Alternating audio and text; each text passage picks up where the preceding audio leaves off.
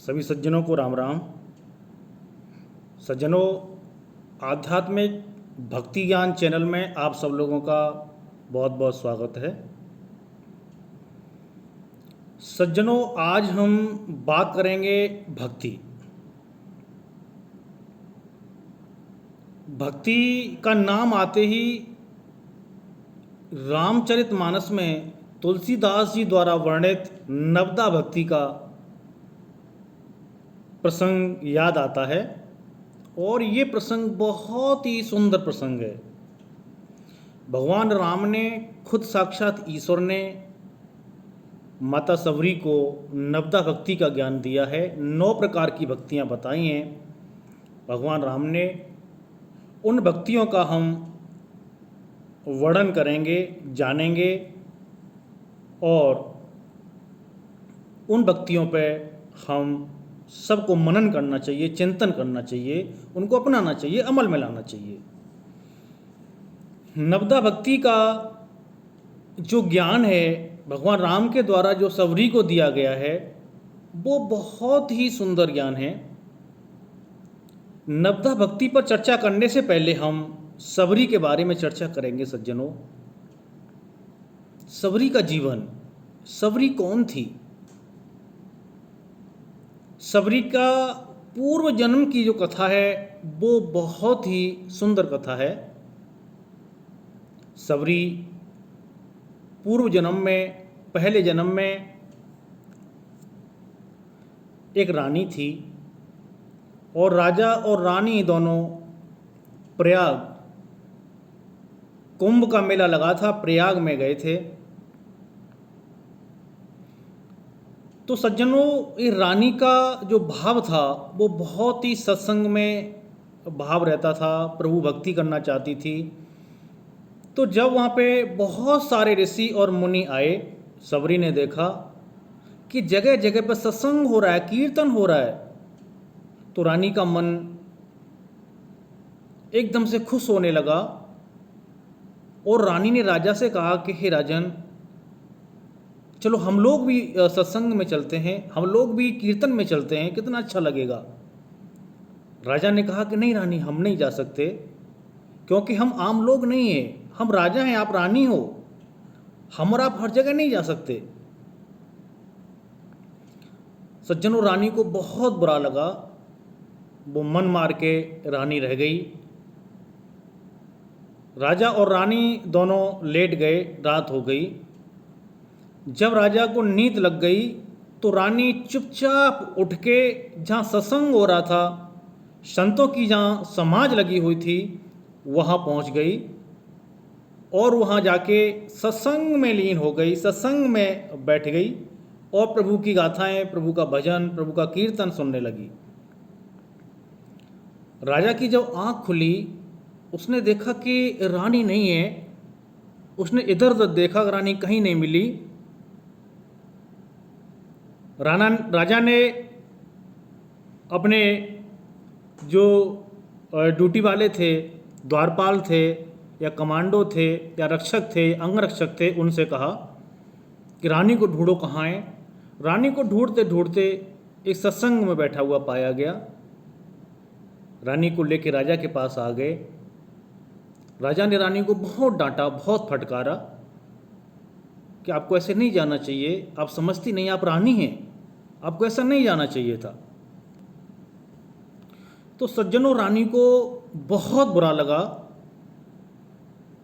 और रानी और राजा दोबारा से लेट जाते हैं और राजा को जब नींद लग जाती है तो रानी चुपचाप उठ के संगम में कूद जाती है, गंगा में कूद जाती है और कूदने से पहले ईश्वर से प्रार्थना करती है कि हे प्रभु, मुझे अगले जन्म में रानी मत बनाना, और हे भगवान, हे नारायण, मुझे सुंदर भी मत बनाना, मुझे एकदम कुरूप बना देना और रानी मत बनाना, किसी निम्न परिवार में, निम्न घर में जन्म दे देना, लेकिन हे भगवान, हे नारायण, हे प्रभु, मुझे अपनी भक्ति जरूर देना, मैं तेरी भक्ति चाहती हूँ। इस तरह से रानी ईश्वर से प्रार्थना करती है सज्जनों, और उसके बाद गंगा में कूद जाती है गंगा में कूदने के बाद रानी का दूसरा जन्म होता है और वही रानी दूसरे जन्म में सबरी बनती है। एक भील परिवार में सबरी का जन्म होता है और उसका बचपन से ही, बाल्यावस्था से ही भगवान की भक्ति में बहुत मन लगता है। जहाँ सत्संग होता है वहाँ चली जाती है, जहाँ संत रहते हैं, संतों की समाज जहाँ रहती है वहाँ चली जाती है, कीर्तन करने लगती है, भजन करने लगती है, संतों के साथ बैठने लगती है। इस प्रकार से रानी के अंदर बहुत भक्ति भाव होता है, सबरी के रूप में जिसने जन्म लिया है। जब थोड़ी बड़ी होती है और माँ बाप को लगता है सज्जनों कि ये तो हमारी पुत्री सन्यासिन हो जाएगी, तो वो सोचते हैं कि इसका विवाह कर देना चाहिए, शादी कर देनी चाहिए। बहुत छोटी सी उम्र में ही वो कहीं शादी तय कर देते हैं और विवाह की तारीख भी आ जाती है। केवल 2 दिन विवाह में बचते हैं सज्जनों, और सबरी को पता भी नहीं चलता है, क्योंकि पहले ऐसा ही होता था। शादी विवाह घर वालों की इच्छा से ही होते थे, और पहले जाएंगे तब तो बहुत, ये त्रेता युग की बात है, माता पिता के बिना ही नाई वगैरह ही जाकर के पूरा शादी तय करके आ जाते थे।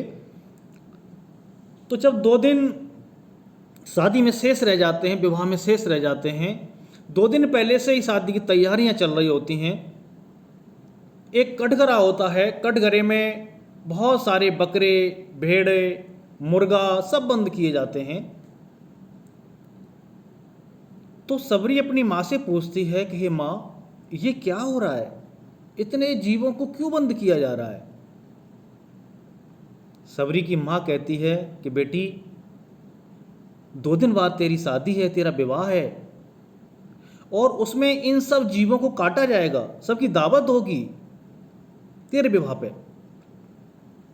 सज्जनों, इतना सुनते ही बिलनी का जो हृदय है वो एकदम द्रवित हो उठता है।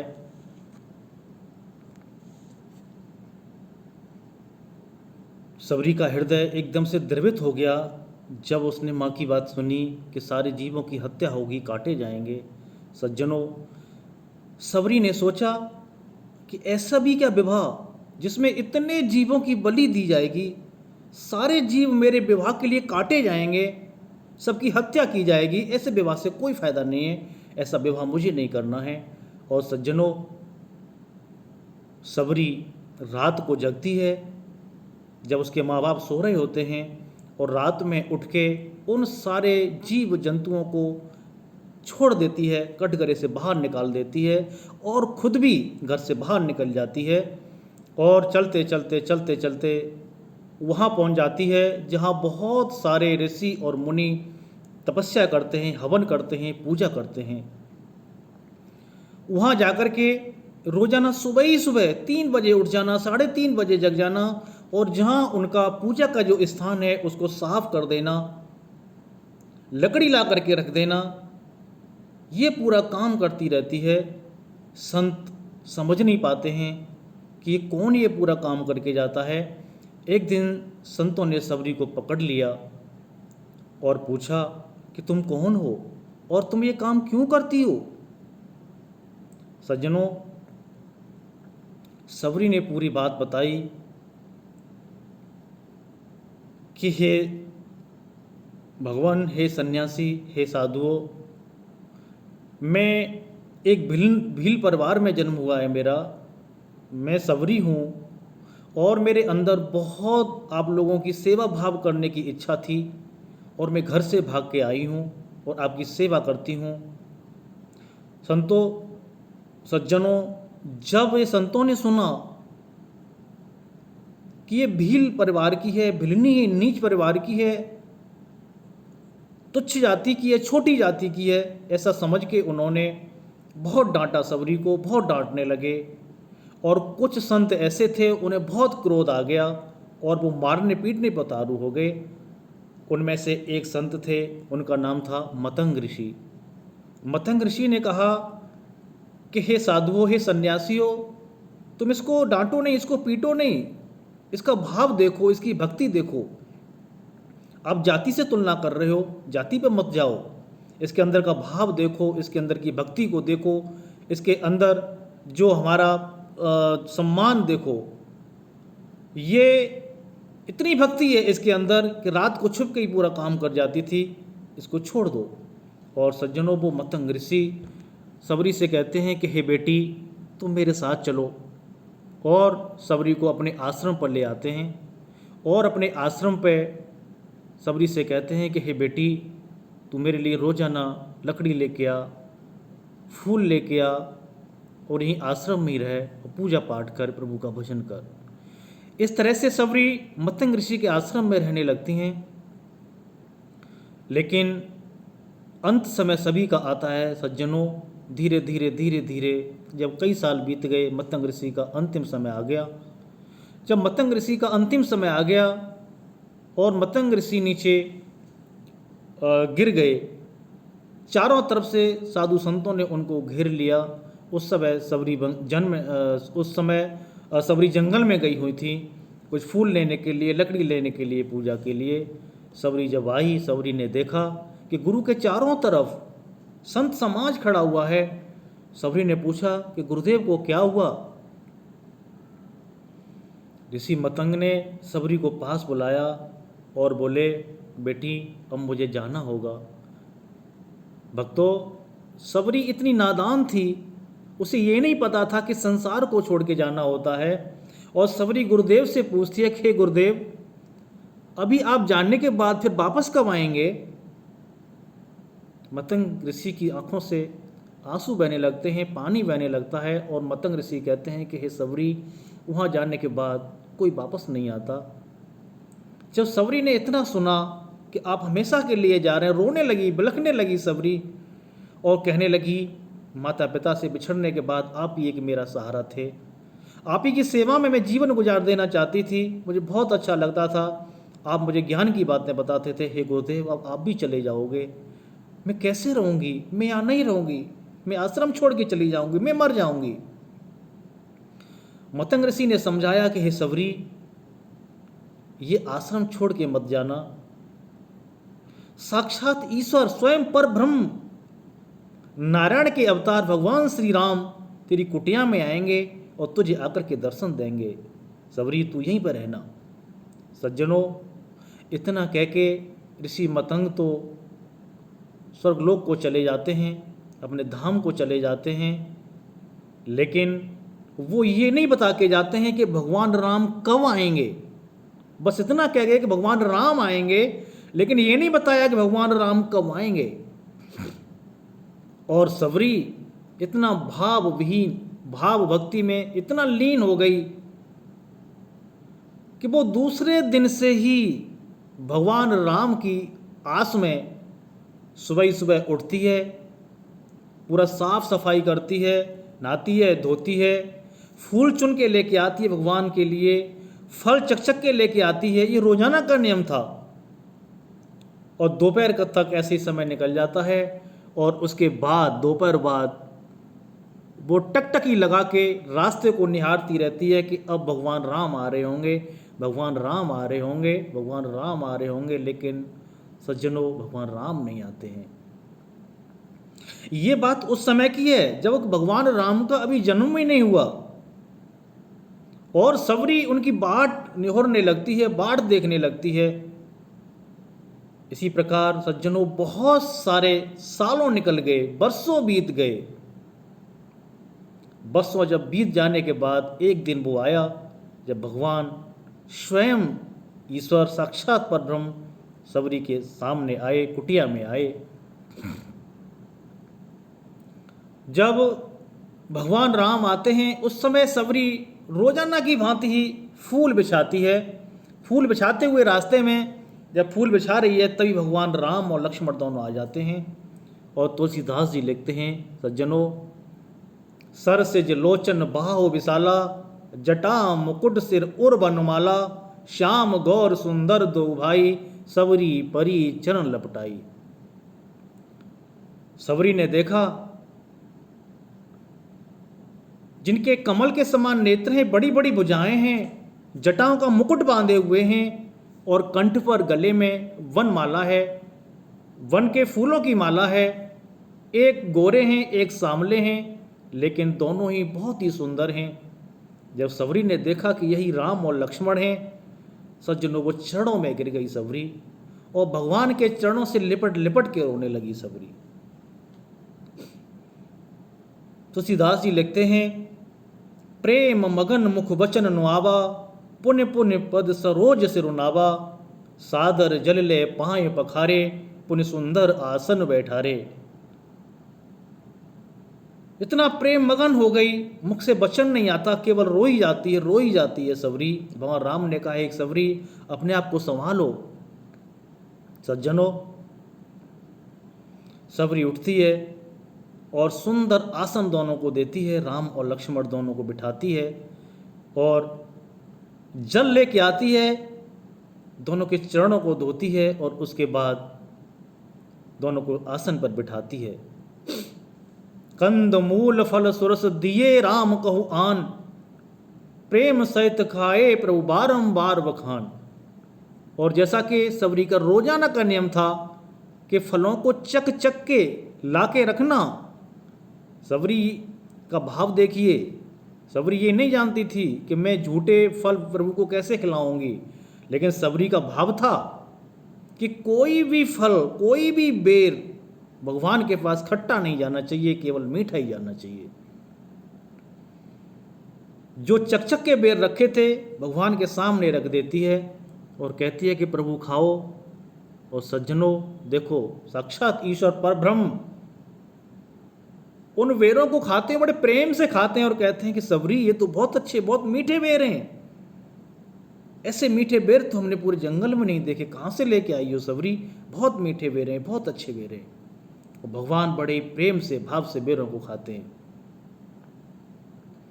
पान जोर आगे पुण्य वही ठाड़ी, प्रभु बिलोक प्रीत अतिवाड़ी। हाथ जोड़ के खड़ी हो गई, प्रभु को निहारती जा रही है सवरी और प्रभु से कहती है, के विधि अस्तुति करऊं तुम्हारी, अधम जात में जड़ मति भारी, अधम से अधम अधम अति नारी, तिन्हु में मति मंद अघारी। हे प्रभु, हे भगवान, मैं आपकी किस तरह से स्तुति करूं, कैसे स्तुति करूं? मैं तो अधम जाति की हूं, नीच जाति की हूं, और अधम से अधम अधम अति नाती नारी, तिन्हु में मति मंद अघारी। अधम से अधम अति अधम नारी होती है, उसमें मैं तो बहुत ही अधम और मतिमंद गंवार हूँ, मैं कुछ नहीं जानती प्रभु, कैसे आपकी स्तुति करूँ। जब भगवान राम ने देखा कि सवरी अपने आप को बहुत तुच्छ समझ रही है, तुच्छ समझ के मेरे सामने पेश हो रही है, भगवान राम कहते हैं, बोले रघुपति सुनहु भामे निबाता, मानव एक भगत कर नाता, जाति पाति कुल धर्म बढ़ाई, धनबल पुरजन अति चतुराई। भक्तिहीन नर सोहें कैसा, जल बिन बारिद होहें जैसा। भगवान राम कहते हैं, सवरी मैं ये ऊंच नीच जाति पाति रंग भेद कुछ नहीं जानता सवरी, मैं केवल एक भक्ति का नाता मानता हूँ। जो मेरी भक्ति करता है वो मुझे अपनाता है, मैं उसको अपनाता हूँ, उसको मैं अपने चरणों में लेता हूँ सवरी। ये ऊंच नीच जाति पाति मैं नहीं, कुछ नहीं समझता। और चाहे इंसान कितना भी बड़ा हो, कितना भी धनवान हो, कितना भी कीर्तिवान हो, कितना भी धनवान हो, बहुत अच्छे कुल का हो, लेकिन यदि उसके अंदर भक्ति नहीं है, भाव नहीं है सवरी, तो वो बेकार है। वो उस तरह से है जैसे बिना जल के सूखे बादल होते हैं, सूखा है वो। सवरी कहती है, हे भगवान, मैं तो भक्ति भी नहीं जानती, ये भक्ति क्या है, मुझे तो कुछ भी नहीं आता। भगवान राम कहते हैं, नवदा भगत कहूँ तो पाही, सावधान सुन धर्म अनुमाही। भगवान राम कहते हैं, हे सवरी, मैं तुझे 9 प्रकार की भक्तियों का ज्ञान देता हूँ, 9 प्रकार की भक्तियाँ बताता हूँ, तो उनको ध्यान से सुन। तो साथियों, इस प्रकार से भगवान राम सवरी को 9 प्रकार की भक्तियों का ज्ञान जो देते हैं, उस पर हम चर्चा आगे वाली वीडियो में करेंगे। आज के लिए इतना ही। आप हमारा चैनल देखते रहिए आध्यात्मिक भक्ति ज्ञान, और आप अपनी बातें भी कमेंट के माध्यम से आप हम तक पहुंचाइए। ये एक संवाद है, ये चैनल इसीलिए बनाया गया है ताकि आपसी संवाद हो सके, इसका और कोई उद्देश्य नहीं है। आप कमेंट के माध्यम से अपने विचार हमारे तक पहुंचाइए और नवदा भक्ति का ज्ञान आगे वाली वीडियो में आप ज़रूर देखें। तब तक आप स्वस्थ रहें, अपना ख्याल रखें। राम राम।